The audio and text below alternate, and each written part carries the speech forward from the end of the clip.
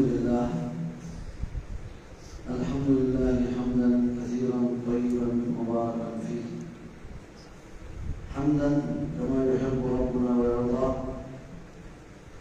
الحمد لله بنعمته تتم الصالحات وبفضله وكرمه تكتمل الحسنات، والصلاة والسلام الأتمان الأكملان على خاتم النبيين وإمام المرسلين نبينا محمد وعلى آله وصحبه ومن تبعهم بإحسان إلى يوم الدين. أما بعد،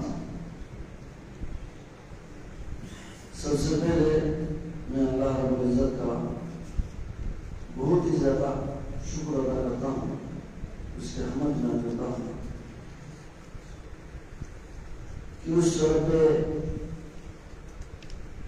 ذوالجلال والاکرام نے مجھ جیسا ایک ادنا سا طالب علم کو اس عظیم الشان مجلس میں علمی، دعوتی، فکری اور انتہائی مبارک روحانی اس مجلس میں مجھ جیسا ایک ادنا سا طالب علم کو آنے کا اللہ تبارک و تعالیٰ نے موقع نصیب فرمایا، اللہ نے توفیق نصیب فرمائی. اور میں ساتھ ساتھ اس مسجد کی انتظامیہ اور اس مسجد کی جو خطیب میرے بہت ہی پیارے بھائی، جو ان کے نام بھی اللہ کے فضل سے محبوب الہی ہے، اللہ تعالیٰ ہم سب کو محبوب الہی بنائے. اور ان کا بھی میں خصوصی طور پر شکریہ ادا کرتا ہوں. اور میرے بہت ہی قابل فخر میرے شاگرد اور انتہائی محنت کے ساتھ آپ یہاں تشریف آتے رہے حضرت الشیخ وقاص زبیر صاحب حفظہ اللہ، جنہوں نے انتہائی محنت کے ساتھ اس عظیم کتاب کی پائے تکمیل تک پہنچانے میں انہوں نے محنت کی. اللہ تعالیٰ آپ سب تمام اس مسجد کی جو انتظامیہ ہے، خطیب صاحب ہیں، امام صاحب ہیں، اور جو اس کے جو مدرس ہیں، استاذ ہیں، اور جو آپ لوگ جو شریک ہوئے ہیں، یہ سب یقیناً قابل تحسین ہیں، مبارکباد کے مستحق ہیں. یقیناً بہت عظیم اللہ تعالیٰ نے آپ کو ایک موقع دیا کہ آپ نے اس میں محنت کی. خاص طور پر عقیدہ کا جو علم ہے وہ بنیادی علم ہے. عقیدہ یہ بنیاد ہے. بنیاد مضبوط نہ ہو تو جتنے بھی اوپر ہم عمل کرتے ہیں وہ عمل بیکار ہے، فضول ہے. کسی عمارت میں ہمیں تو یہ مسئلہ بالکل واضح ہے کہ ایک عمارت بناتے وقت اگر بنیاد مضبوط نہ ہو، اوپر اگر آپ پھر وہ منزلیں اوپر کھڑی کرتے رہیں تو اس کا کیا فائدہ؟ کچھ نہیں، بلکہ معمولی سے چکے کے اوپر وہ سب اسی آدمی کے اوپر، اسی مالک کے اوپر وہ عمارت گر جائے. اگر بنیاد مضبوط ہے تو جتنے اس کے اوپر عمارتیں یا اس کے اوپر کمرے اور منزل بناتے ہیں وہ اس شخص کے لیے فائدہ ہوگا، اس کے لیے فائدہ. اسی طرح دین کا بھی یہی مثال ہے. اگر دین میں بھی اصول ہیں، عقیدہ ہے، نظریاتی مسائل ہیں، ان میں پختگی جتنے پختگی ہوگی اتنا اس کے بعد جو جتنے اعمال کریں گے اس کا فائدہ ہوگا. اگر عقیدہ خراب ہے، عقیدے میں شرک ہے، شرک سے کیا ہوگا؟ وہ جتنے جو اعمال ہیں وہ نیکی جو کرتے ہیں شرک کے ساتھ اللہ کے یہاں وہ قابل قبول نہیں. بلکہ تو اللہ سبحانہ وتعالیٰ نے تو ایک جگہ پہ 18 انبیاء کے نام کا تذکرہ فرمایا، فرمانے کے بعد فرمایا کہ اگر یہ لوگ بھی انبیاء جن کے سروں پہ نبوت کے تاج رکھنے کے بعد بھی اگر ان سے یہ تو ان سے شرک ہونا شرک سرگرم ہونا ممکن نہیں ہے، لیکن ہمیں سمجھانے کے لیے لئن اشرکوا لحبط عنہم ما كانوا يعملون، اگر ان سے بھی شرک سرگرم ہو تو سارے اعمال کے برباد ہو۔ اس سے بھی بڑھ کر ہمیں سمجھانے کے لیے اللہ سبحانہ وتعالیٰ نے سورہ زمر میں ہمارے نبی کریم صلی اللہ علیہ وسلم کی مثال دی۔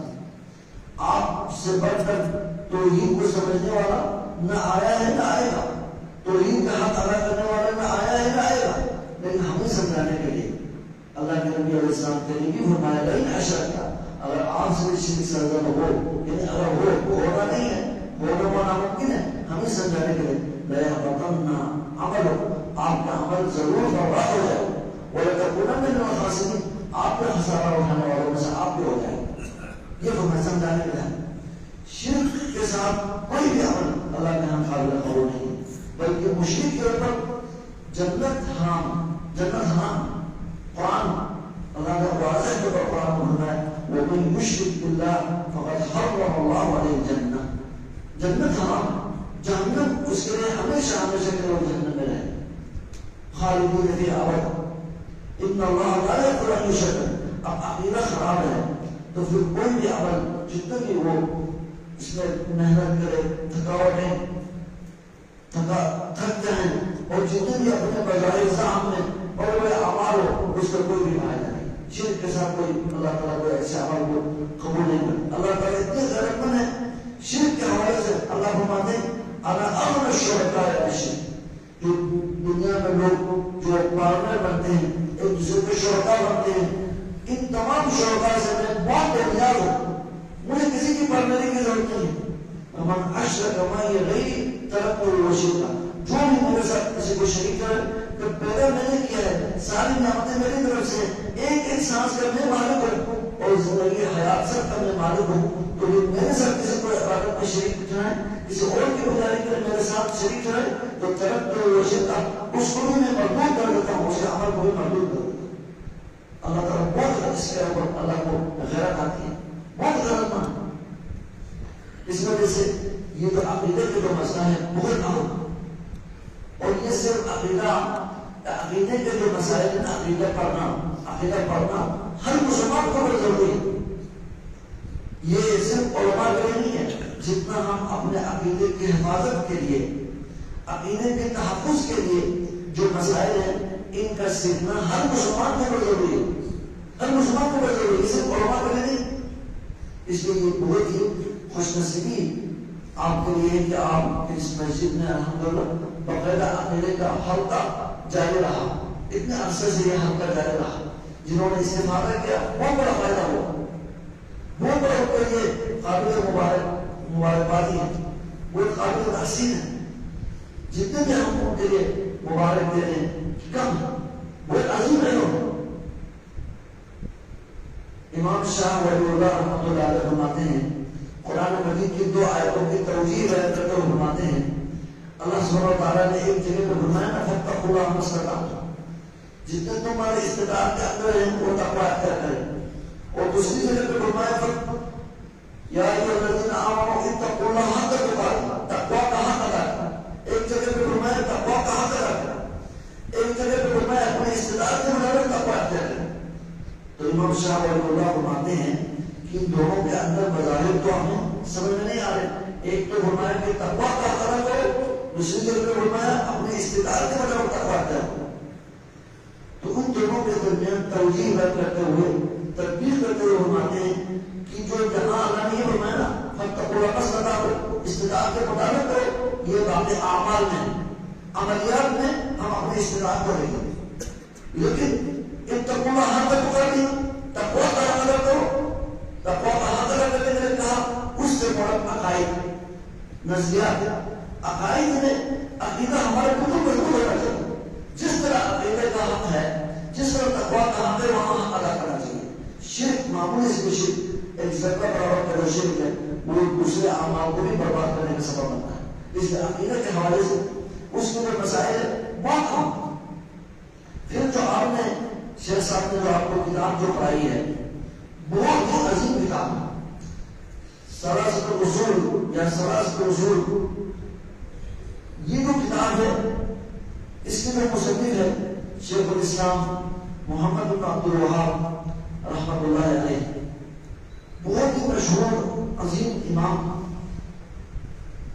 جو اس وقت سوریا کے جو شروع کے جو دور حکومت میں محمد بن سعود کے ساتھ انہوں نے عقیدے کی ترویج کی، عقیدے کو پھیلایا، اور اس وقت کی حکومت نے انہیں کے ساتھ دی، اور آج تک جہاں سوریا میں مملکت سعودیہ عربیہ میں خیر اور برکات جاری ہیں، اور ان کی وجہ سے پوری دنیا میں یہ عقیدہ پھیلا رہے ہیں، یہ اس شیخ رحمۃ اللہ علیہ کی برکات میں سے، اس کی برکات میں سے، یعنی توحید کے یہ ثمرات ہے نا، توحید کے ثمرات میں سے یہ ہے کہ اللہ نے فرمایا کہ وعد اللہ الذین آمنوا منکم لیستخلفنہم فی الارض، اللہ تعالیٰ نے مومنوں کے لیے جو وعدہ کیا ہے کہ جو ان کا ایمان مضبوط ہو اور عمل صالح کرنے والے ہوں، ان کے لیے ایمان توحید کی مضبوط ہو، عقیدہ مضبوط ہو، پھر اس کے بعد عمل صالح کرے، سنت کے مطابق عمل کرے، ان کے لیے اللہ کا وعدہ ہے کہ اللہ تعالیٰ ان کو اس زمین میں بھی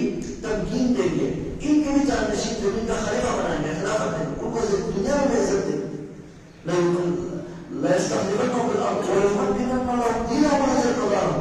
اللہ تعالیٰ اپنے دین کو ان کے لیے مضبوط کر دیں گے اور ان پر عمل کرنے کو ان کے لیے مواقع دیں گے، ماحول بنائیں گے، تمکین دیں گے، تو یہ کن کے لیے دیں گے؟ آگے اللہ نے فرمایا یعبدوننی لا یشرکون بی شیئا، یہ توحید کی مدد ہے۔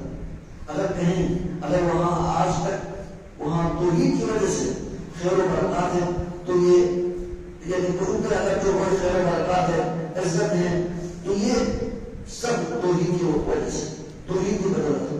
اور یہ توحید کے جو مؤسس بندے جن کے جو خدمات جو ان کی تھی، وہ یہ شیخ محمد بن عبد الوہاب رحمۃ اللہ علیہ، بہت مبارک انسان، بہت مبارک انسان، اور ان کی کتاب توحید اتنی مقبولیت حاصل ہوئی، آج تک وہ ہمارے جو پاکستانی سلفی مدارس میں مطلب درجن پڑھی جاتی ہے، پڑھائی جاتی ہے، اور یہ کتاب چھوٹا سا بہت مختصر سا رسالہ ہے، مختصر سا رسالہ ہے، ثلاثۃ الاصول، اتنی مقبولیت، دیکھو ہم کہاں ہیں اور لوگ نجف کدھر ہے، اور ابھی الحمدللہ آپ نے ہاں شیخ صاحب نے دورہ کرایا، کتنی جگہوں پر اس کے دورہ ہوئے ہیں، مسجد نبوی میں، مسجد حرام میں، کتنی جگہ دورہ ہوئے ہیں، سعودیہ میں مختلف جگہوں پر دورہ ہوتے ہیں اسی کتاب کی۔ یہ ان کی مقبولیت ہے، یہ اس بات کی دلیل ہے کہ جو انہوں نے یہ خدمات سے اللہ دی، اللہ تبارک و تعالیٰ نے اسے شرف قبولیت سے نوازا، شرف قبولیت سے نوازا، اور یہ کتاب بنیادی عقیدے کی بنیادی کتاب، ابتدائی کتابوں سے، اور یہی ہونا چاہیے۔ اور علماء فرماتے ہیں کہ کوئی بھی دین کا علم حاصل کرنا چاہے، سب سے پہلے اس کا اصول یہ ہے کہ آغاز سے شروع کیا جائے، آغاز جو بنیادی علوم کو پہلے سیکھیں، پھر اس کے بعد آہستہ آہستہ بڑی کتابوں کو آگے جا کے تقسیم میں جائیں، اس کے لیے فائدہ ہوگا۔ علم کے لیے جس طرح شیخ صاحب نے ماشاءاللہ سونی طرح یا ادائیزوں طرح سے اسی طرح ہونا چاہیے، آہستہ آہستہ لوگوں کو بتایا جائے، سکھایا جائے، تاکہ ان کے دلوں میں، دل و دماغ میں یہ راسخ ہو۔ یہ علم کا اصل طریقہ ہے، علم حاصل ہوتا ہے علماء کی زبان سے، افواہ رجال سے، یہ حاصل ہونے میں تو اصل میں پختگی آتی ہے اور صحیح فہم حاصل ہوتی ہے۔ اس لیے جو ماشاءاللہ اس کتاب کے اوپر جتنی بھی تعریف کرے کم ہے، عظیم کتاب ہے، اس کو بہت ہی زیادہ قبولیت سے اللہ تعالیٰ نے نوازا ہے۔ آج ہم کتنے دور ہیں، کس زمانے میں ہیں، اور ہم جو الحمدللہ ہمارے مساجد میں اس کے دروس ہوتے ہیں، دورات ہوتے ہیں، باقاعدہ ہر مقام عوام میں جو پڑھائی جاتی ہے، کتنے عظیم یہ کتاب تھی، اللہ نے اس کو شرف قبولیت سے نوازا۔ اور یہ جو کتاب ہے یہ اصل الاصول ہے، ثلاثۃ الاصول، یہ عظیم اس میں اصول بیان ہوا ہے۔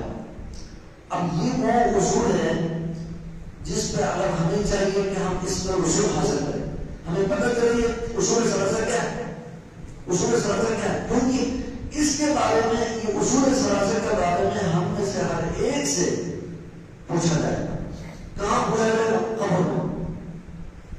ہم نے ہر ایک کو مرنا ہے، جس نے اس دنیا میں آیا ہے اس نے مرنا ہے، یہ تو کنفرم بات ہے، اس میں کوئی اختلاف نہیں۔ قبر میں جب رکھا جائے گا انسان کو، اور قبر میں دفنانے کے بعد جب لوگ دفنانے کے بعد جب واپس آئیں گے، پھر اس کو دوبارہ زندہ کیا جائے گا. پھر اس سے 3 سوالات ہوں گے. آپ کو پتہ ہے 3 سوالات ہوں گے. وہ سوالات، پہلا سوال کیا ہے؟ من ربک، تمہارا رب کون ہے؟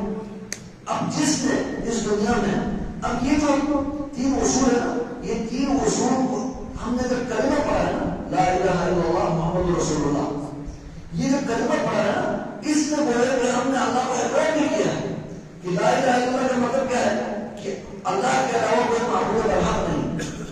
جو بھی میں عبادت کروں گا اللہ کے لیے کروں گا، اس سے کسی کو شریک نہیں کراؤں. ہم نے اللہ سے اقرار کیا. اگلا سوال کیا ہے؟ اگلا جو ایسا ہے محمد رسول اللہ، محمد صلی اللہ علیہ وسلم کو ہم اللہ کے رسول مانیں. جو بھی عمل کرے گا اس میں نبی علیہ السلام کے طریقہ کو اپناؤں گا. میں اپنی طرف سے منطق روایتوں کے سہارے اور رسومات کو لے کر آج دیکھو نا، آج کے رات لوگوں نے جس طرح کی منطق روایتوں کے اوپر عمل کرتے ہوئے کتنے عبادات کر رہے ہیں، وہ سنت کے خلاف ہے. محمد رسول اللہ کا تقاضا یہ ہے کہ جو بھی عمل کرے ہم محمد رسول اللہ کے طریقے کار کے مطابق سے. یہ دو، ان دونوں کا مجموعہ اسلام ہے، ان دونوں کا مجموعہ اسلام ہے.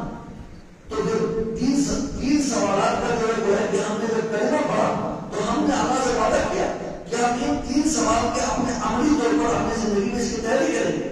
لا الہ الا اللہ یعنی جو میں عمل کرے گا اللہ کے لیے کروں گا، اور محمد صلی اللہ علیہ وسلم کو اپنا اسوہ مانوں گا. آپ نے جو عمل کیا اسی کو کروں گا، طریقہ وہی اپناؤں گا. یہ گویا کہ ہم نے ہر ایک نے اس کو اقرار کیا ہوا ہے، اور یہ پوری زندگی جو نا اسی کی تیاری ہے. اب قبر میں پہنچنے کے بعد فوراً انہی سوال کا جو آنے جو انہی چیزوں کے بارے میں ہمیں سوال ہوگا کہ پہلا سوال کیا ہے؟ من رب ہوگا، آپ کا تمہارا رب کون ہے؟ تو جس نے توحید کے پر جو چلا ہو، توحید کو جس نے اپنایا ہو، اس نے کبھی غیر اللہ کے سامنے سر پر سجود نہیں ہوئے اور اس کے لیے کہ ان سے کوئی مدد مانگنا ہو، توقع کرنا ہو، ان سے ڈرنا، امید رکھنے کے کوئی اس نے تصور نہیں کیا، توحید پر مضبوط رہا.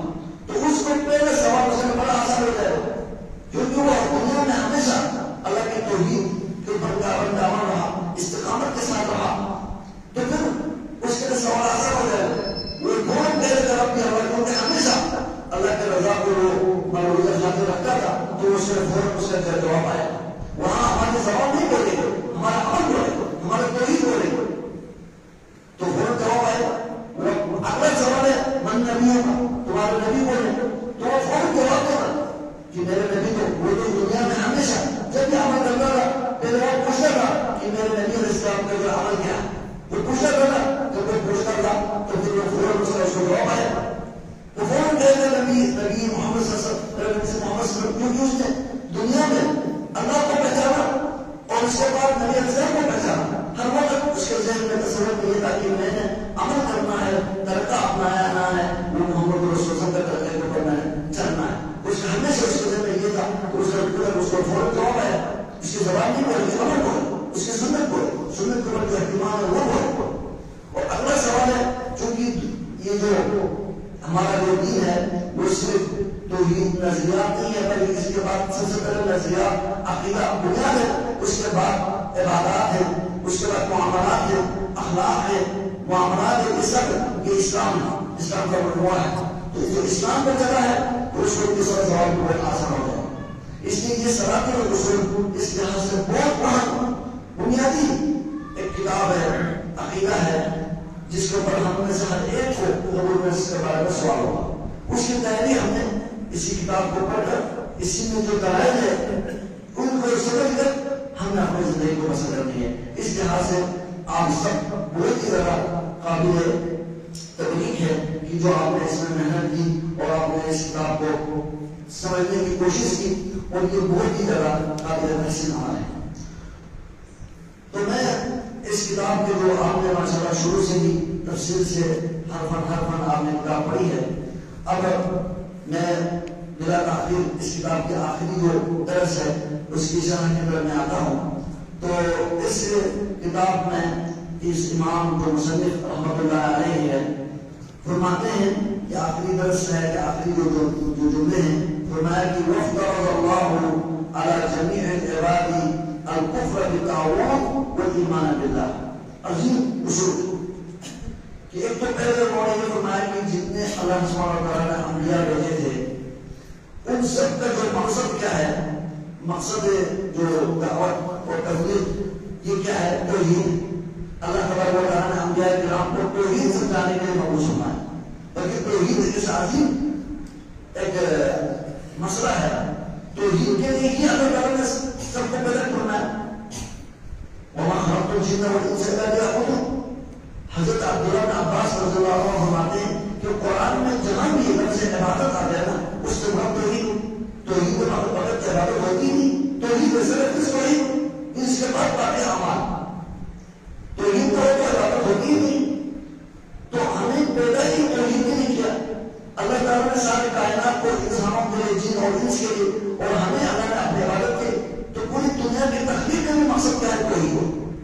اور کل عالم آخرت میں جنت جہنم کی توحید نہیں ہے، توحید کی وجہ سے پیدا ہونا ہے، تاکہ اہل توحید کو اللہ تعالیٰ اکرام کرے، ان کی عزت کرے، تکریم کرے، اور اہل شرک کو جو توحید سے ہٹنے والے ہیں ان کی کیا کرے؟ ان کی تسلیم ہو۔ جو شرک جو بہت بڑا جرم ہے، سب سے بڑا جرم ہے، ان کو جہنم نصیب کرے، کہ جہنم بولتے ہیں تو کسی توحید کی وجہ سے پیدا ہونا ہے، تاکہ وہاں اس کا فیصلہ ہوتا۔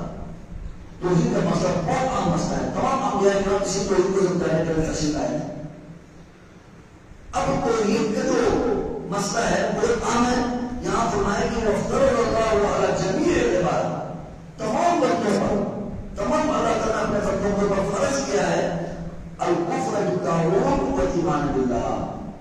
یہاں اگر ہم غور کریں تو فرماتے ہیں کہ طاغوت کے ساتھ کفر کرنا یہ پہلے ذکر کیا ہے، ایمان باللہ پر بات کو ذکر کیا۔ یہی لا الہ الا اللہ کا تو مطلب بھی یہی ہے، پہلے نفی ہے پھر اس بات۔ لا الہ پہلے آپ جتنے معبودان باطلہ ہے اس کی نفی کریں کہ برات کا اعلان کریں، تمام معبودان باطلہ کی برات کا اعلان کریں، پھر اس کے بعد جو ہے نا اللہ پر ایمان ہے۔ کیونکہ اگر کسی کے ذہن میں کوئی باطل معبود کی اگر معمولی سی شائبہ ہوگا تو توحید اس کے اندر نہیں جا سکتا، توحید نہیں کر سکتے۔ اسی لیے علماء فرماتے ہیں ایک اصول ہے التخلیۃ قبل التحلیہ، پہلے برتن کو آپ صاف کریں، پہلے برتن کو صاف کریں، بالکل صاف کریں، پھر اس کے بعد آپ اس کے اندر خالص دودھ ڈالیں تو پھر وہ دودھ خالص ہوگا۔ اگر برتن کے اندر پہلے کوئی چیز ہے، پانی ہے یا کوئی اور کوئی چیز گندی چیز ہے جو بھی ہو، اس کے بعد آپ کوئی چیز ڈالیں گے تو پھر وہ چیز خراب ہو جائے گی، پانی خراب ہو جائے گا، دودھ پوچھ کر کے ملاوٹ ہو جائے گا۔ تو پھر پہلے تخلیہ ہے، پہلے ہم اپنے دلوں کو بالکل معبودانہ باطلہ سے بالکل صاف کریں، ان کے برات کا اعلان کریں، پھر اس کے بعد توحید کو اپنے دلوں میں بٹھانے کی کوشش کریں۔ اسی لیے فرمایا وَافْتَرَضَ اللَّهُ عَلَى جَمِيعِ الْعِبَادِ، سب سے پہلے طاغوت کا انکار کرے۔ اس لیے قرآن میں اس کی دلیل بھی آگے امام سے بتا رہے ہیں، خود بیان فرما رہے ہیں وَمَن يَكْفُرْ بِالطَّاغُوتِ، پہلے طاغوت کا انکار کرے کہ وَيُؤْمِنْ بِاللَّهِ، پھر اللہ پر ایمان لائے تو فقط اسْتَمْسَكَ بِالْعُرْوَةِ الْوُثْقَىٰ، اس کو گویا کہ اس کی مضبوط کرے کو اس نے مضبوطی سے اس نے پکڑ لیا، تھام لیا، اب وہ کرا اس کے ہاتھ سے نہیں ہے، اب وہ مضبوطی کے ساتھ اس دین کا پر قائم رہے۔ تو سب سے پہلے کیا ہے؟ کفر بالطاغوت، پہلے آپ اپنے دلوں سے طاغوتی وساوس و تصورات کو سب کو نکالیں، ان سے انکار کریں، برات کا اعلان کریں، پھر اس کے بعد اللہ پر ایمان لائیں۔ یہ فرض ہے، یہ ضروری ہے۔ اور امام ابن القیم جو نا فرمایا کہ طاغوت کا انکار پہلے کریں، پھر اللہ پر ایمان لائیں، توحید کو اپنائیں، اللہ کی معرفت حاصل کریں۔ اب طاغوت کسے کہتے ہیں؟ یہاں تو طاغوت کا لفظ استعمال ہوا ہے، طاغوت کسے کہتے ہیں؟ طاغوت عربی زبان کا ایک لفظ ہے، اور یہ اس کا جو اصل مادہ ہے تغایت ہو، طغیان، تغایت ہو، طغیان، حد جو حد سے تجاوز کرنے کو طغیان کہتے ہیں۔ مثلا قرآن میں ہے وَأَنَّهُ لَمَّا طَغَى الْمَاءُ، حضرت نوح علیہ السلام کے جو واقعہ میں آیا کہ جب پانی اپنے حد سے گزر گیا، سیلاب آنا شروع ہوا، پانی اپنے حد سے گزر گیا، بہت جگہ پانی آنا شروع ہوا، پانی بڑھتا گیا، تو پھر ہم نے حضرت نوح علیہ السلام کو کشتی پہ بٹھا کر اس کو نجات دی، حملناکم من جاریہ۔ تو پانی کو اپنے حد سے تجاوز کرنے کا لفظ کرے طغى الماء، یہ کہا۔ اسی طرح کوئی آدمی سرکش ہو جائے اپنے آپ کو روٹین سے ہٹ جائیں، اس میں سرکشی آ جائے تو یہ کہ نہیں یہ بات مطلب تابعی ہے، سرکش آدمی ہے، تغب رجل یہ سرکش ہو گیا، یعنی وہ اپنے ہر اعتدال سے تجاوز کرنا، اعتدال سے ہٹنے کو بیان کرتے ہیں لیکن تعبد جو شرعی معنی ہے، شرعی لفظ ہے جو قرآن میں استعمال ہوا، حدیث میں استعمال ہوا، اب تعبد کس کہتے ہیں؟ علماء کرام نے اس کی جو سیاق و سباق کو دیکھ کر اس میں اس کے معنی اور مفہوم کو سمجھانے کی کوشش کی ہے۔ فرمایا کہ حضرت امام ابن القیم رحمۃ اللہ علیہ بہت بڑے امام ہیں، حضرت شیخ الاسلام نے دینے کی شاگرد، بہت عظیم امام، بہت صاحب فہم اور فراست والے امام، انہوں نے اس کی تفسیر بتائی کہ تعبد کا معنی کیا ہے؟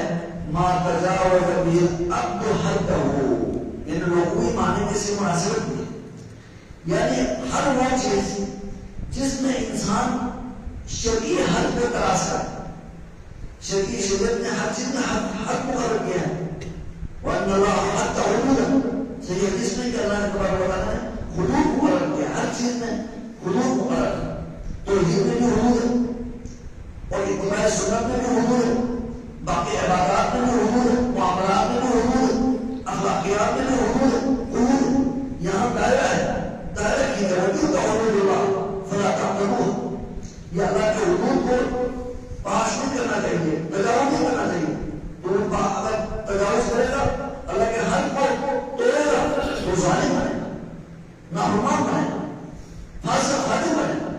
تو فرمایا کہ طاغوت کا معنی شرعی معنی اصطلاحی معنی یہ ہے ما تجاوز به العبد حده، کوئی شخص انسان اللہ کا کوئی بندہ اس شرعی حد کو کراس کرے، کس طرح؟ من معبود، کوئی معبود جو اللہ تعالیٰ کے علاوہ کسی اور کی پجاری شروع کرے، معبود کے دائرے میں، عبادت کے دائرے میں، اصل کوئی معبود ہے بڑھنا اللہ سبحانہ تعالیٰ نے یہ توحید ہے، اللہ نے فرمایا اللہ کے علاوہ کسی کی عبادت نہ کرو، وَاعْبُدُوا اللَّهَ وَلَا تُشْرِكُوا بِهِ شَيْئًا، صرف اللہ کی عبادت کرو، اللہ کے ساتھ کسی کو شریک نہ ٹھہرائیں، ایاک نعبد، ہم سب دن اللہ تعالیٰ سے وعدہ کرتے ہیں صرف آپ کی عبادت کرتے ہیں، ہم صرف آپ کی عبادت کریں گے، تو جب آپ نے وعدہ کیا صرف آپ کی عبادت کریں گے، آپ کے علاوہ کسی کی عبادت نہیں کریں گے، اس کا وعدہ کیا تو یہ حد ہے۔ لیکن کوئی شخص اس عبادت میں حد کراس کرے، کسی اور کو معبود، کسی باطل معبود کی بھی پجاری شروع کرے، یہ کہ وہ معبود جو نا جس کی عبادت کی جا رہی ہے اللہ کے علاوہ جو عبادت ہو رہی ہے وہ معبود طاغوت بنے گا، وہ معبود طاغوت بنے گا، اس کی وجہ آگے آ رہی ہے۔ اور مطبوع اتباع سے ہے، مطبوع اتباع، کسی کی ہم اتباع کریں، پیروی کریں، پیروی کرنے کے لیے پیروی کس کی کرنی ہے؟ ہم نے اللہ کی اور اللہ کے رسول، اتباع کے لیے حق یہ ہے اطیعوا اللہ و اطیعوا الرسول، اللہ اور اس کے رسول کی اطاعت کریں، اتباع کریں۔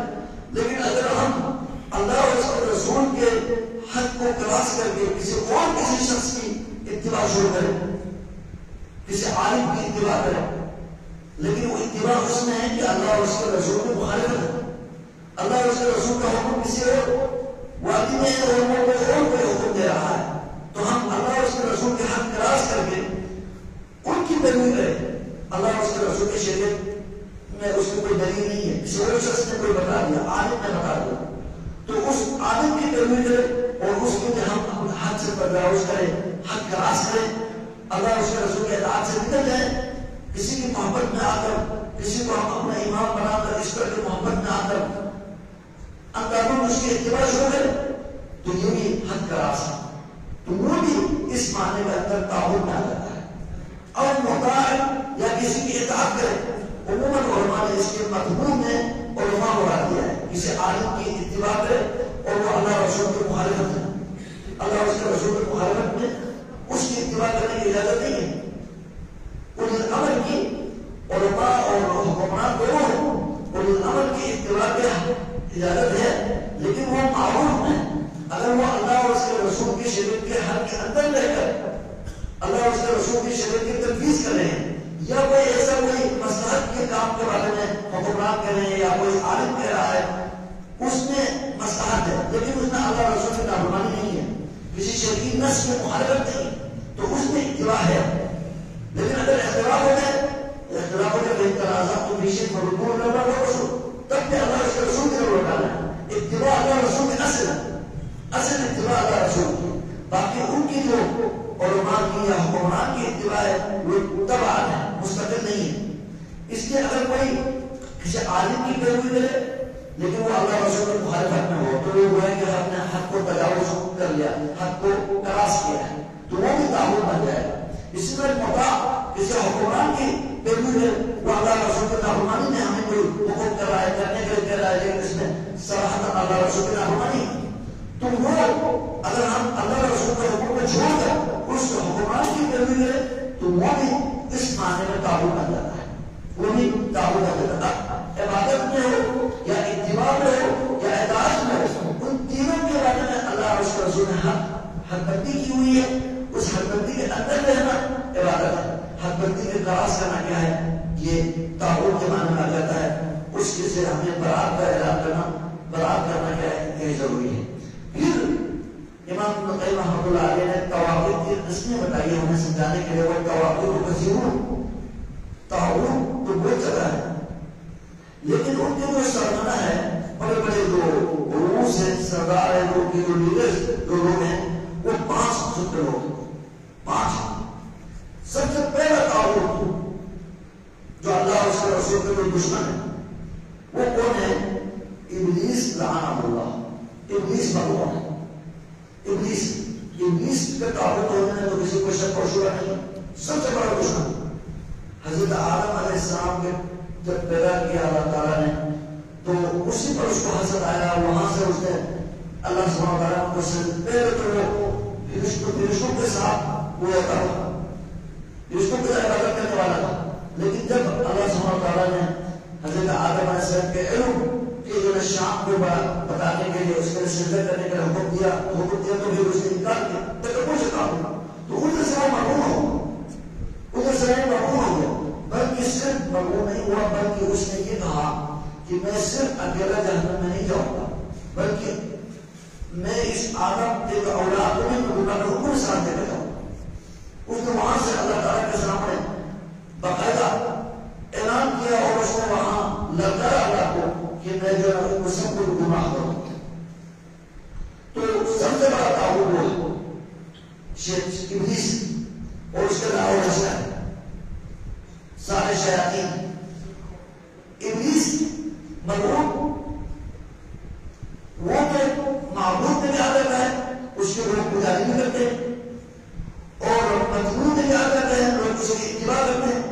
بلکہ جتنے بھی شرک ہوتا ہے نا، شرک کا وسوسہ ڈالنے والا، شرک کو سب سے پہلے ایجاد کرنے والا کون ہے؟ شیطان۔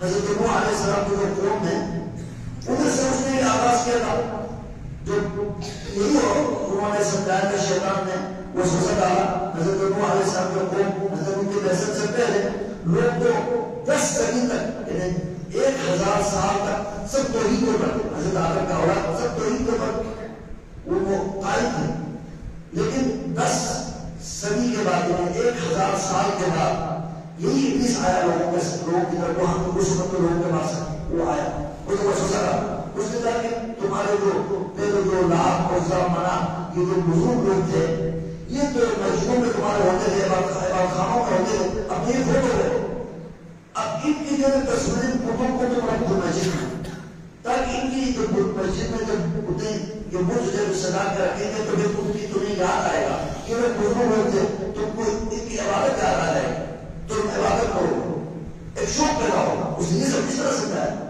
پھر انہوں نے کہا ٹھیک ہے جی ہم رکھتے ہیں، پھر انہوں نے رکھ لیے۔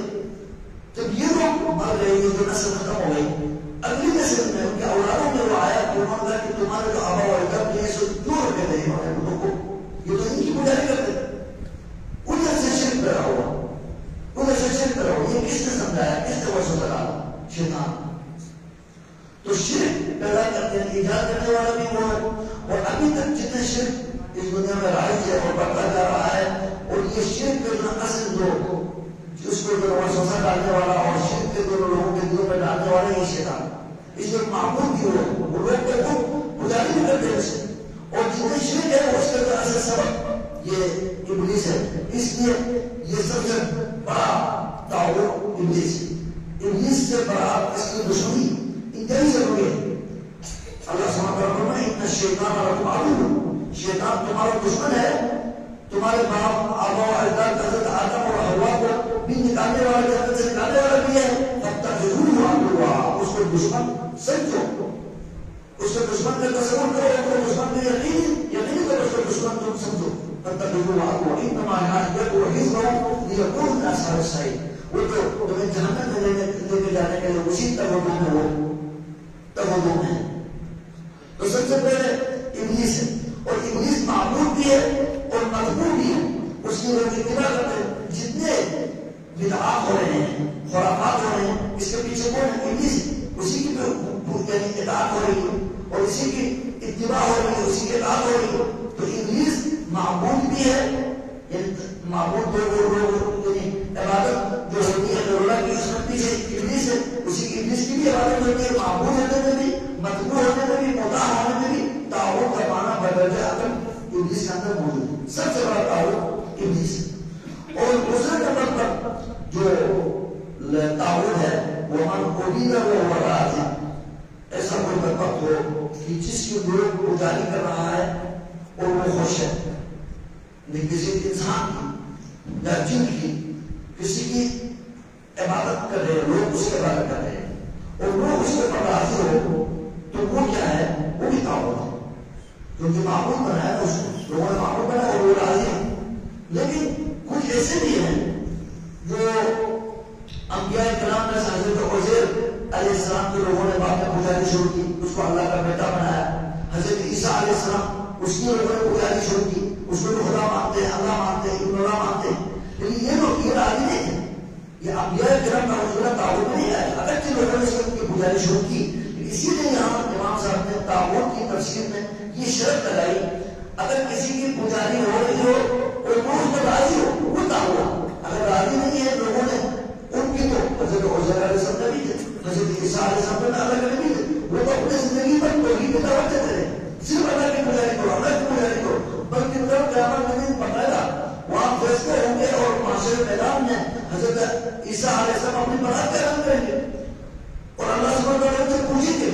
وَإِذْ قَالَ اللَّهُ يَا عِيسَى ابْنَ مَرْيَمَ أَنْتَ قُلْتَ لِلنَّاسِ. کل قیامت کے دن اللہ تعالیٰ عیسیٰ سے پوچھیں گے، اے عیسیٰ ابن مریم، کیا تم نے آپ نے لوگوں کو کہا تھا کہ میری پجاری کرو، میری ماں کی پجاری کرو، تو وہاں اللہ کے علاوہ میری پجاری کرو. تو اللہ سبحانہ وتعالیٰ کے سامنے حضرت عیسیٰ علیہ السلام برات کا اعلان فرمائے اور سبحان اللہ، آپ پاک تھا، شرک سے پاک تھا. کیسے نہیں کہہ سکتا؟ میں اپنا مادہ سے کہا، میرے لیے تو یہ لائق ہی نہیں کہ میں ناحق طور پر میں یہ کہوں. کیسے میں کہہ سکتا ہوں؟ ان کو اگر میں نے اس طرح کی بات کی تو آپ جانتے ہیں. تعلم ما فی نفسی، آپ میرے جو دل کی بات آپ جانتے ہیں. ولا اعلم ما فی نفسی، میں آپ کے دل کی بات نہیں جانتا ہوں. انک انت علام الغیوب ما قلت لهم الا ما امرتنی به. میں نے تو انہیں صرف یہی کہا تھا جو آپ نے مجھے حکم دیا. آپ نے مجھے نبی بنا کر بھیجا تھا، آپ نے توحید کی دعوت کے لیے بھیجا تھا. میں تو ہمیشہ ان کو توحید کی دعوت دیتا رہا ہوں. ان اعبدوا اللہ ربی و ربکم وکنت علیہم شہیدا ما دمت فیہم. جب تک میں ان پہ رہا ہوں میں یہی دعوت دیتا رہا ہوں اور میں ان پر گواہ ہوں. جب آپ نے مجھے آسمان پر اٹھایا، روح کو قبض کر کے اوپر اٹھایا، تو اس وقت آپ ہی ان پر نگہبان تھے، مجھے اس کے بعد کوئی پتہ نہیں. تو حضرت عیسیٰ علیہ السلام جیسے اور جو عزیر علیہ السلام، اس کے بعد انبیاء یعنی اولیاء میں بہت سارے اولیاء ہیں. آج نا حضرت عبدالقادر جیلانی رحمۃ اللہ کی پجاری ہوتی ہے، ان کی طور کے پر لوگ جاتے ہیں، نظر مانگتے ہیں، وہ تو موحد ہے. تو جو توحید کی میں دعوت دیتے ہیں اور وہ شرک سے نفرت کرتے تھے، ان کے فوت ہونے کے بعد لوگوں نے ان کی عبادت شروع کی. وہ کرنے والے تو مشرک ہے، کرنے والے عبادت کرنے والے تو مشرک ہے، لیکن جن کی عبادت کی جا رہی ہے جو اس پر راضی نہیں تھے بلکہ اس کے بالکل برعکس توحید کی دعوت دینے والے تھے، وہ تعاون نہیں ہوگا. لیکن جو ایسے لوگ بھی ہیں، بدبخت بھی ہیں، جو لوگوں کی عبادت کرنے کے بڑے خوش ہیں، اس طرح کی ضرورت ہے، وہ تعاون ہے. اس لیے تعاون کا جو دوسرے نمبر پر وہ ہے ومن عبد وهو راض. اس طرح کا بدبخت وہ ہے ومن دعا الناس الى عبادة نفس. پہلے نمبر کا تعاون کو یہ کرنا جس کے لوگ عبادت کر رہے ہیں، پجاری کر رہے ہیں، اس پر خوش ہو. وہ بھی دعوت، لیکن اس سے بھی برکت وہ ہے جو لوگوں کو اپنی عبادت کرنے کے لیے باقاعدہ دعوت بھی دیتے ہیں کہ میری دلی کو، جس طرح فرعون نے اللہ کو کون آ کہا تمہارے کو سب سے بڑا رب تو نہیں ہو یہ کہا، اور بہت سارے فرقوں میں ایسے ہیں کہ جو اپنے آپ کو خدا کرتے ہیں اور لوگوں کو دعوت دیتے ہیں، یہ سب کیا ہے؟ حرام ہے، جائز نہیں ہے۔ اگر کوئی کو دعوت دے تو یہ بھی دعوت ہے، اس طرح کے دعوت سے انکار کرنا انتہائی ضروری ہے۔ اور چوتھے نمبر پر وَمَنِ ادَّعَىٰ شَيْئًا مِنْ عِلْمِ الْغَيْبِ، وہ بھی دعوت ہے جو دنیا میں لوگوں کو گمراہ کرنے کے لیے علم غیب کا دعوت ہے، علم غیب کا دعوت ہے، وہ بھی بڑا دعوت۔ وہ دجال ہے، کذاب ہے، غیب کا کوئی علم کسی کے پاس نہیں ہے۔ قُلْ لَا يَعْلَمُ مَنْ فِي السَّمَاوَاتِ وَالْأَرْضِ الْغَيْبَ إِلَّا اللَّهُ۔ اللہ سبحانہ وتعالیٰ واضح طور پر ہے کہ آسمانوں میں اور زمین میں کوئی بھی غیب جاننے والا نہیں ہے ماں سوائے اللہ۔ اللہ کے علاوہ غیب کا علم کسی کے پاس نہیں۔ ہمارے نبی کریم صلی اللہ علیہ وسلم صرف الاولین والآخرین، آپ کے بارے میں بھی سورہ آراف میں اللہ سبحانہ وتعالیٰ واضح طور پر فرمایا قُلْ لَا أَمْلِكُ لِنَفْسِي نَفْعًا وَلَا ضَرًّا، میں اپنے آپ کے نفع نقصان کا میں مالک نہیں ہوں۔ پھر آگے فرمایا وَلَا أَعْلَمُ الْغَيْبَ، میں غیب نہیں جانتا۔ وَلَوْ كُنْتُ أَعْلَمُ الْغَيْبَ، اگر میں غیب جانتا، یہ سمجھانے کے لیے منطقی طور پر سمجھانے کے لیے، اگر میں غیب جانتا، مجھے غیب کا علم ہوتا تو لَاسْتَكْثَرْتُ مِنَ الْخَيْرِ، میں سارے خیر میں سمیٹ لیتا۔ وَمَا مَسَّنِيَ السُّوءُ، کبھی بھی مجھے شر یا کوئی مصیبت مجھے نہ۔ آپ علیہ السلام کی جو زندگی ہے وہ تو پریشانیوں کا مجموعہ ہے۔ آپ کو کتنی تکلیف پہنچائی، آپ سب سے زیادہ تکلیف پہنچانے کی جو اذیت جو پہنچائی گئی ہے ہمارے نبی علیہ السلام، سب سے زیادہ یعنی اشد الناس بلاء الانبیاء، انبیاء میں سے ہمارے نبی کریم صلی اللہ علیہ وسلم کتنی اذیتیں پہنچائی، کون سی اذیتیں تو آپ کو نہ پہنچائی ہو۔ آپ کے رمضان مبارک بھی شہید ہوئے اور آپ زخمی بھی ہوئے اور آپ پر تاریخ کا واقعہ ہوتے ہیں، آپ کی سیرت تھے اور آپ علیہ السلام کے حتی کی منافقین ہیں، آپ علیہ السلام کے جو زورے مظاہرہ ہیں ان کو بھی نہیں چھوڑ تو ہمیں کریں۔ 40 دن آپ پریشان نہیں رہے، 50 دن وہ آپ پریشان نہیں رہے جب تک اللہ تعالیٰ نے اوپر سے آسمان سے وہی نازل نہیں فرمایا، آپ کو پتہ نہیں چلا، آپ لوگوں سے مشورہ کر رہے تھے، کہیں ادھر جا رہے تھے کہیں ادھر جا رہے تھے اور آپ پریشان۔ کتنی آپ کی زندگی سیرت کے مطالعہ کر تو بالکل واضح آپ کتنی پریشانی ہے۔ تو اسی لیے اللہ تعالیٰ جو آپ سے یہ اعلان کرا رہے ہیں اگر میرے پاس علم غیب ہوتا تو میں کبھی بھی مجھے کوئی مصیبت میرے قریب ہی نہ آتی۔ مجھے پتا ہوتا کہ میرے طائف جانا ہے تو مجھے کوئی تکلیف ہو نہ جاتا۔ احد میں کتنے جناب پریشان ہو اور وہاں آپ کا چچا حضرت حمزہ شہید کر دیا تو مستقبل ہے تو اتنے آپ کو اذیت پہنچائی ہے لیکن آپ کو علم غیب نہیں تھا۔ ہاں جو اللہ تعالیٰ آپ کو بتاتے تھے وہی کسی نہیں بتاتے تھے، وہ تو اللہ کے مجھے بتانے کی وجہ سے نا، آپ کے اندر تو یہ چیز تو نہیں تھی۔ جب تک آپ وہی کا انتظار کرتے تھے ہمیشہ وہی کا انتظار کرتے تھے۔ اس کا معلوم اور غیب جاننے والا کوئی بھی نہیں ہے۔ جب ہمارے نبی کریم صلی اللہ علیہ وسلم غیب کو نہیں جانتے تھے، جب تک اللہ تعالیٰ آپ کو نہیں بتاتے آپ کو پتہ نہیں چلتا تھا، تو پھر کیا ہے غیب کے بارے میں خبر دینا الگ چیز ہے۔ خبر تو وہی دے تو اللہ تعالیٰ بتائیں، لیکن غیب جاننا الگ چیز ہے۔ غیب جانتے نہیں تھے، غیب کے بارے میں خبر تب دیتے تھے کہ اللہ تعالیٰ کی وہی آتی تھی۔ آپ کو اللہ بتاتے تھے تو آپ آگے بتاتے تھے، ہمیں پہنچاتے تھے۔ تو جب ہمارے نبی کریم صلی اللہ علیہ وسلم کو غیب کا علم نہیں تھا تو اس کے بعد جو لوگ کوئی آئے جتنے بھی وہ نمازی ہو، جتنے بھی وہ اپنے آپ کو اللہ کا ولی باور کریں، وہ کذاب ہے، جھوٹا ہے، غیب کا علم اس کے پاس حدیث ہے ہی نہیں۔ سب سے زیادہ سچی بات اللہ کی بات ہے، اللہ کے رسول صلی اللہ علیہ وسلم کی بات ہے۔ اللہ سبحانہ وتعالیٰ فرماتے ہیں قُلْ لَا يَعْلَمُ مَنْ فِي السَّمَاوَاتِ وَالْأَرْضِ الْغَيْبَ إِلَّا اللَّهُ۔ غیب کے بارے میں اسی طرح آپ کو فرمایا جو سورہ احقاف میں قُلْ مَا كُنْتُ بِدْعًا مِنَ الرُّسُلِ، میں آپ رسولوں سے انوکھا الگ سے رسول نہیں ہوں۔ إِنْ أَتَّبِعُ إِلَّا مَا يُوحَىٰ إِلَيَّ وَمَا أَدْرِي مَا يُفْعَلُ بِي وَلَا بِكُمْ، کل مجھے کیا ہوگا تمہیں کیا ہوگا اس کے بارے میں مجھے علم نہیں۔ جب تک اللہ تعالیٰ کا بتایا آپ کو پتہ نہیں۔ اتنی قرآن اور حدیث میں دلائل بے شمار۔ تو علم کسی کے پاس نہیں ہے۔ اگر کوئی جھوٹا آدمی کذاب کاہن نجومی جو ستاروں کو دے کر اپنی مہارت سے کوئی جھوٹا اگر ان کے پاس اتنا یقینی بھی نہیں ہوتا پر وہ لوگوں کو دھوکہ دیتے، اگر کاہن آدمی کو اوپر سے کوئی ایک بات شیطان کے تو 100 باتیں ملا کر وہ جوڑ کر وہ بتا دیتے ہیں.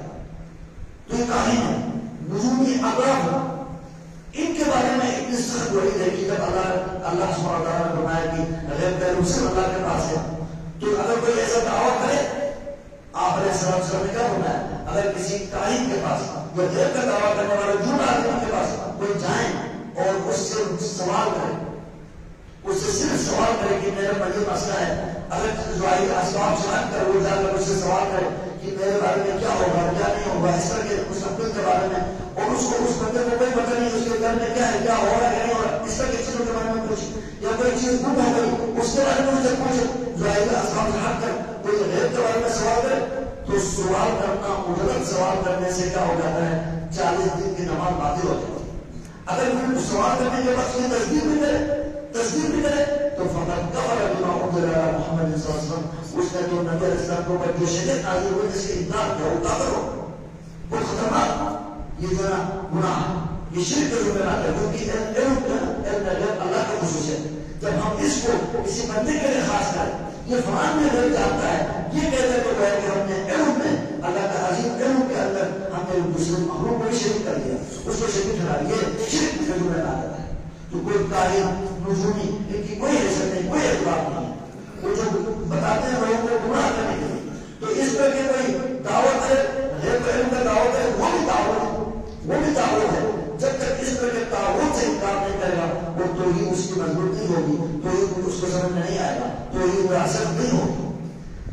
اسی طرح ومن حکم بغیر ما انزل اللہ، آخری جو تعاون ہے جو امام ابن قیم رحمۃ اللہ علیہ نے فرمایا جو بڑے جو سرکاروں میں سے ومن حکم بغیر ما انزل اللہ، جو اللہ تعالیٰ کی شریعت اللہ کے دین کے علاوہ وہ خود اپنے طور پر سے اپنے طرف سے مصنوعی قانون، جو قانون کے مطابق جو وحدی قانون ہے، جو لوگوں نے بنایا ہوا قانون کے مطابق فیصلہ کرے، شریعت کو کہ وہ بتا نہیں کرے.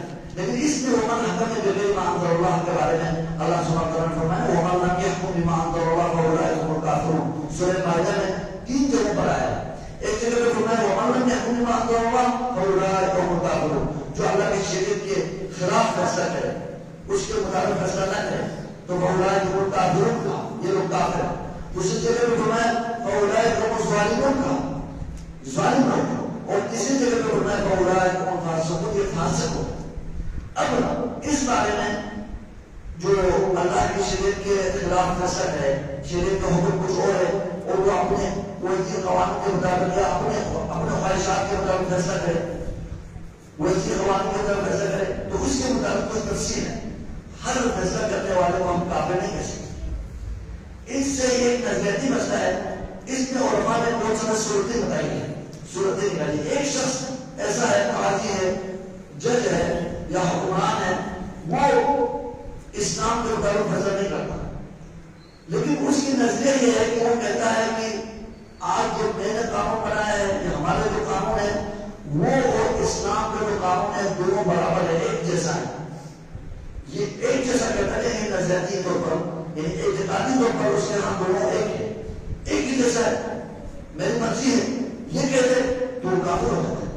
اسی طرح یہ کہتے کہ آج کل کے لیے جو جدید زمانہ ہے اس کے لیے ہمارا اپنا قانون زیادہ بہتر ہے. اللہ رسول کے قانون وہ بعض ایسے بدنصیب ہوتے ہیں کہ جو اللہ رسول کا جو نظام ہے نا وہ فرسودہ ہے، اس کو نعوذ باللہ اختلاف بات ہے. جو یہ کہتے ہیں اللہ رسول کی شریعت یہ تو پرانی بات ہے، ابھی ہم نے جو نئے نظام کے ساتھ آنا چاہیے، یہ کہتے ہیں یہ بھی اعتقادی مسئلہ ہے، یہ کہتے ہیں تو وہ بھی کافر ہو جاتا ہے، یہ تو اعتقادی مسئلہ ہے. اور جو کہتے ہیں کہ مجھے اختیار ہے شریعت کے مطابق فیصلہ کرے یا اپنے قوانین کے مطابق فیصلہ کرے، ایک ہی بات ہے، یہ بھی کافر ہوتا ہے. لیکن تیسرا مسئلہ ایسا بھی ہو سکتا ہے جو یہ کہے کہ اصل فیصلہ کرنا اللہ اور اس کے رسول کی شریعت کے مطابق فیصلہ کرنا ضروری ہے، یہ میرا ایمان ہے، یہ ضروری ہے، لیکن مجھے اپنا کرسی ہے، اگر میں شریعت کے مطابق فیصلہ کروں، شریعت کو میں نافذ کروں تو مجھے لوگ فالو نہیں کریں گے، مجھے لوگ لیڈر نہیں بنائیں گے، مجھے تو عہدے سے ہٹائیں گے، مجھے جج کے اس منصب سے مجھے ہٹائیں گے. پھر میرا روزی کا مسئلہ ہے اپنے شہوت دنیاوی خواہشات کی وجہ سے. عقیدت تو اس کا یہ ہے کہ میں غلط کر رہا ہوں، عقیدت اس کا کیا ہے میں غلط کر رہا ہوں، لیکن اس کے باوجود وہ کرتا ہے، یعنی وہ اس کی قانون کو فیصلہ کرتا ہے تو وہ کافر نہیں ہوتا، وہ کافر نہیں ہوتا، وہ گناہ کر رہا ہے تو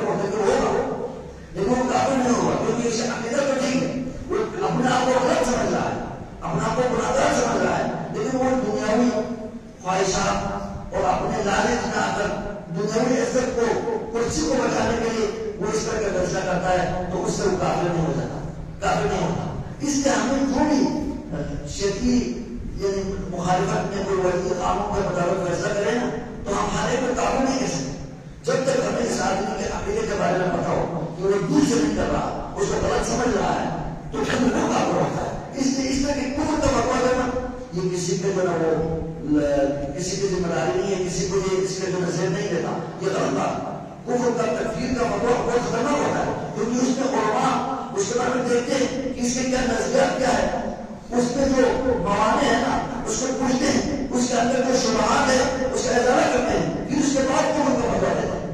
پھر اس کو کفر کا فتویٰ دینے کا مرتد ہو جاتا ہے، مرتد ہونے کے بعد تو قرآن کو ضروری اس کو مرتد کو قتل کر اس کے بعد آگے قصاص کیا اس کے جو شرعی حد ہے وہ بھی قائم کرنا ہوتا ہے۔ اس لیے تکفیر کا مسئلہ جس کو قابو کرنا خطرناک ہے، یہاں اس کے مطابق یہاں یہ ومن حقا بغیر ما انزل اللہ سے مراد جو تعاون میں آتا ہے وہ بنتا ہے تعاون اس کو کہے گا جو اعتقادی طور پر اس کو صحیح سمجھتا ہے، یعنی وہ شریعت کو چھوڑ کر ویسی قوانین کو اس کو فالو کرنا درست سمجھتا ہے یا اس کو بہتر سمجھتا ہے، اعتقادی طور پر اس کو اچھا سمجھتا ہے، وہ تعاون میں آئے گا۔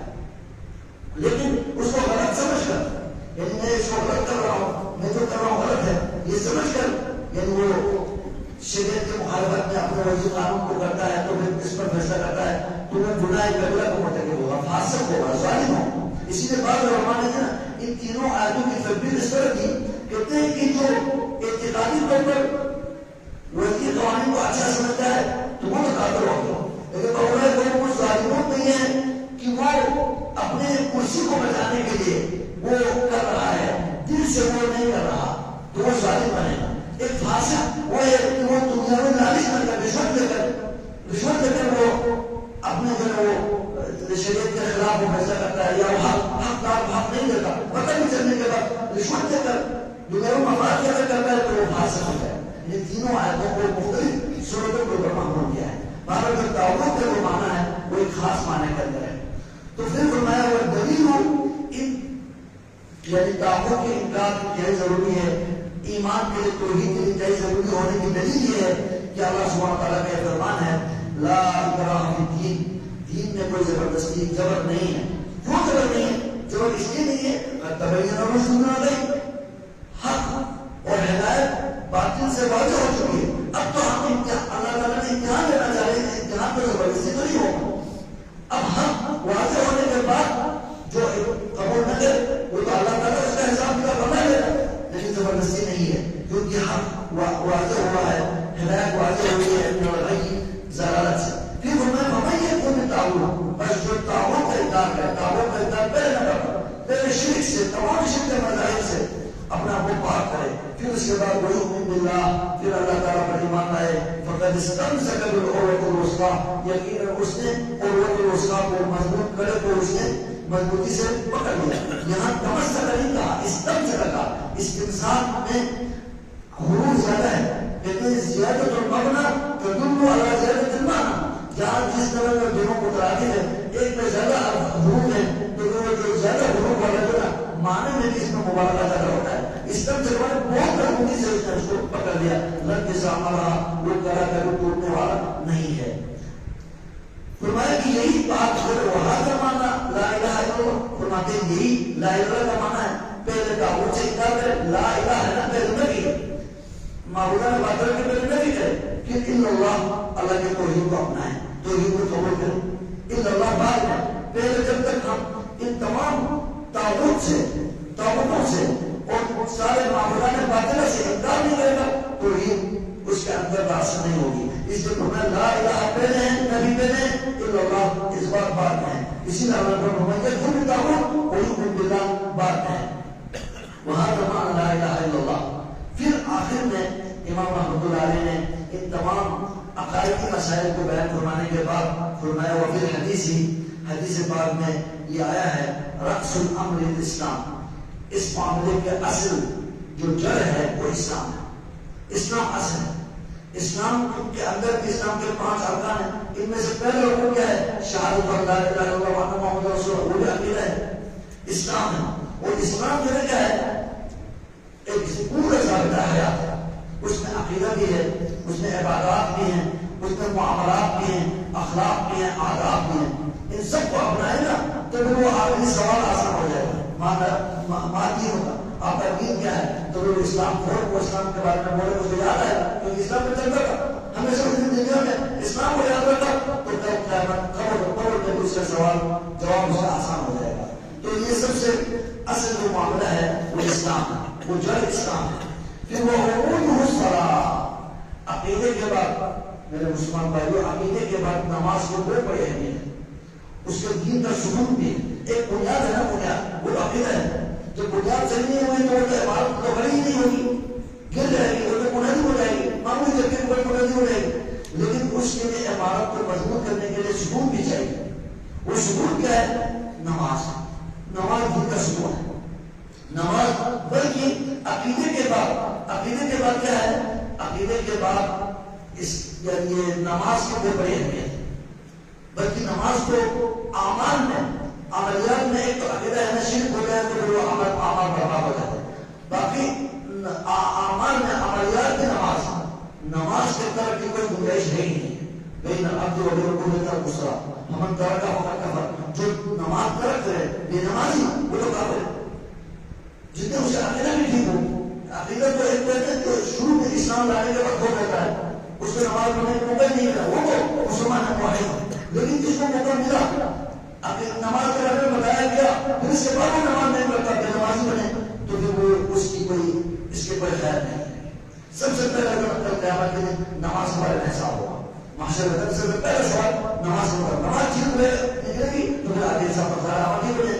یہ دین کا شکر ہے. یہ منہدم ہو جائے گی تب بھی عبادت منہدم ہو جائے گی. حضرت صحابہ رضوان اللہ اجمعین، حضرت شقیق بن عبداللہ تابعی ہے، وہ فرماتے ہیں کہ حضرت صحابہ کسی نظریاتی عقیدے کے بعد عملیات میں کسی عمل کے ترک کرنے کے اوپر کفر کا فتویٰ نہیں دیتے تھے، سوائے نماز کو ترک کرنے کے اوپر صحابہ کرام کا بھی اجماع و کفر کو فتویٰ دیتے تھے، کیونکہ نماز کا مسئلہ بھی بہت ہی اہم. اس لیے فرمایا وعقود الصلاۃ، یہ حدیث سے آواز ہے، وعقود الصلاۃ وزینۃ الصلاۃ کی جہاد. اسلام کی جو بلندی ہے، چوٹی ہے، وہ کیا ہے؟ جہاد. جہاد کی کیا ہے؟ اسلام کے ابتکار کے لیے، اسلام کو بنانے کے لیے جہاد کی ضرورت ہے. جہاد کی وہ بڑی اہمیت ہے. ان کا اس کے اندر گنجائش نہیں ہے. جب کسی مسلمان حکمران جب اس کے اندر توحید ہو اور نماز کو قائم کرے، زکات کو اس کے نظام کو نافذ کرے، پھر اس کے بعد اب یقیناً یہ جو اسلام اور کفر کی جو دشمنی ہے پہلے سے چلے آ رہی ہے. ابلیس اور حضرت آدم کے سے یہ جو جنگ جاری ہے اور قیامت تک جاری رہے گی. جہاد اس لیے جہاد میں قیامت تک جاری رہے. اور یہ جو نفرتیں یہ جاری یعنی نظریاتی نفرتیں اور محبتیں یہ جو جاری رہے گی، اس لیے جہاد کا بھی بہت بڑی اہمیت ہے. اسلام کی چوٹی ہے، دعوت کے لیے اور اسلام کی دفاع کے لیے انتہائی یہ ضروری ہے. اور جہاد فی سبیل اللہ. پھر امام رحمۃ اللہ علیہ انہی باتوں پر اپنے اس عظیم جو رسالہ ہے، کتاب ہے، اس کے اختتام کرتے ہیں واللہ اعلم کے ساتھ.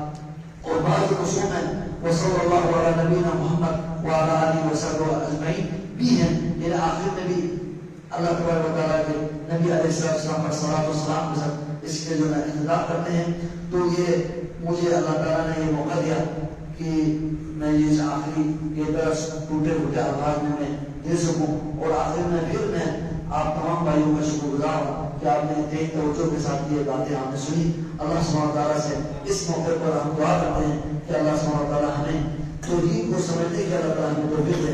اللہ تبارک و تعالیٰ اس توحید کو قائم رہنے کی، اس کے پر استقامت اختیار کرنے کی اللہ تعالیٰ ہمیں توفیق عطا فرمائے. اصل چیز استقامت ہے. یثبت اللہ الذین آمنوا بالقول الثابت فی الحیاۃ الدنیا والآخرہ. جو اس قول ثابت لا الہ الا اللہ محمد رسول اللہ، جو اس پر اس دنیا میں ثابت قدم رہے تھے تو کل سوال میں بھی قبر میں بھی اس پر اللہ ثابت رکھے گا. دنیا میں اللہ ثابت رکھے گا تو کوشش کرے گا اور اللہ اس کو ثابت رکھے گا. استقامت اللہ عطا کریں گے. جو اللہ دنیا میں استقامت دے نا وہ پھر آخرت میں بھی اس کو استقامت رکھیں گے. اور آخرت کے سب سے پہلا منزل کیا ہے؟ قبر ہے. وہاں سوال جواب ہمیں آسان ہوگا. پھر اس کے بعد معاشرے میدان میں بھی مختلف مراحل، مختلف وہاں حالات ہوں گے، ان میں بھی اللہ تعالیٰ نے ثابت کرنی نصیب بنائیں گے. اللہ سبحانہ تعالیٰ جس طرح اللہ تعالیٰ نے مسلمان پیدا فرمایا، توحید کو سمجھنے کے اللہ نے توحید دی، اللہ تعالیٰ ہمیں اس کو استقامت نصیب فرمائے. اور نبی کریم صلی اللہ علیہ وسلم کی جس طرح توحید میں تجدید ہے نا، توحید خالص اللہ کی ہونی چاہیے، اسی طرح نبی کریم صلی اللہ علیہ وسلم کی اتباع میں بھی تجدید ہے، وہاں بھی ہم کسی کو اس میں اللہ کے نبی شریک نہ کریں، وہاں بھی صرف نبی علیہ السلام کی سنت کو کی تحقیق کرتے ہوئے آپ علیہ السلام کی سنت کو پر چلنے کی اللہ تعالیٰ سب کو توفیق عطا فرمائے، اسلام کو ایک بحثیت دین اس کو مکمل ضابطہ حیات کے طور پر ہم اس کو اپنانے کی اللہ تعالیٰ ہم سب کو توفیق عطا فرمائے، انہی خیر کی وجہ سے اللہ تعالیٰ ہمیں دنیا میں بھی آخرت میں بھی اللہ تعالیٰ اپنے یعنی مقربین میں ہمیں شامل فرمائیں، اللہ تعالیٰ دنیا اور آخرت میں سارے بلائیاں اللہ تعالیٰ ہمیں نصیب اور مقدر کریں، اور سب ہر قسم کے شرور سے اور مصیبتوں سے بلاؤں سے اللہ تعالیٰ ہم سب کو اور تمام مسلمانوں کو محفوظ بنائیں، اور اس کو عید کو اللہ تعالیٰ تمام مسلمانوں کو سمجھنے کی، اس کے آنے کی کوشش کرنے کی اللہ تعالیٰ ہم سب کو توفیق عطا فرمائیں، اللہ تعالیٰ اس مسجد کو اس سے بھی زیادہ آباد کریں، یہاں اور اپنی محدود اللہ تعالیٰ سجائیں، اور یہ ہمارا شہر اور کسی کتاب توحید کو شروع کریں اور کوئی درس شروع کریں، اور وہاں جو ہے یہاں مجلس